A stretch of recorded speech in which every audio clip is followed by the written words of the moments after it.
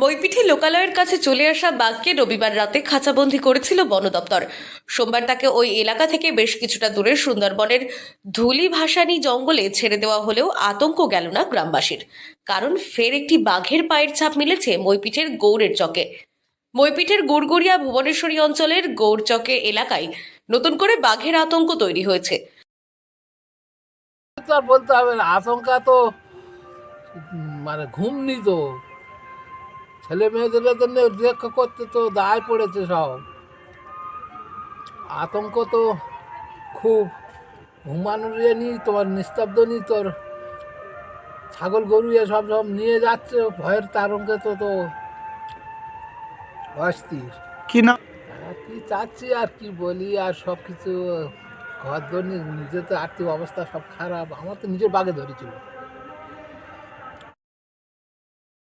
আজমলমারি 1 নম্বর জঙ্গল থেকে মাকড়ি নদী পেরিয়ে লোকালয় সংলগ্ন জঙ্গলে বাঘ এসেছে দাবি গ্রামবাসীদের।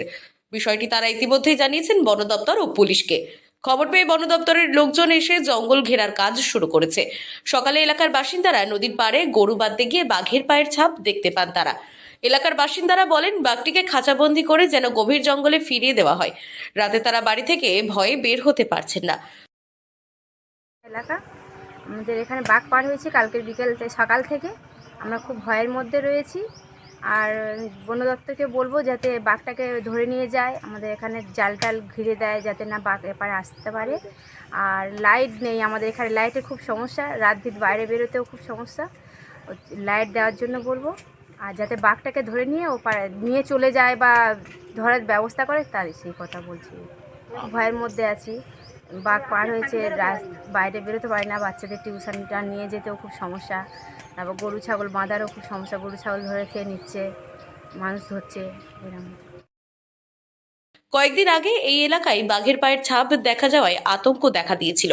ফের নতুন করে বাঘের পায়ের ছাপ দেখাতে নতুন করে আতঙ্ক তৈরি হয়েছে। ইতিমধ্যেই জাল দিয়ে ঘিরে ফেলা হয়েছে। প্রায় 1 কিলোমিটার জঙ্গল এলাকার 3 দিক জাল দিয়ে ঘিরে ফেলেছে বন দপ্তর। দক্ষিণ 24 পরগনার বিভাগীয় বন আধিকারিক নিশা গোস্বামী বলেন, ধরা পড়া বাঘটিকে সফলভাবে অন্য জঙ্গলে ছাড়া হয়েছে। নতুন করে পায়ের ছাপ দেখা গিয়েছে বলে খবর এসেছে। এলাকা ঘিরে রাখা হয়েছে, বনকর্মীরা আছেন, নজরদারি চালানো হচ্ছে, প্রয়োজনীয় ব্যবস্থা নেওয়া হবে। গ্রামবাসীদের আতঙ্কিত হওয়ার কারণ নেই।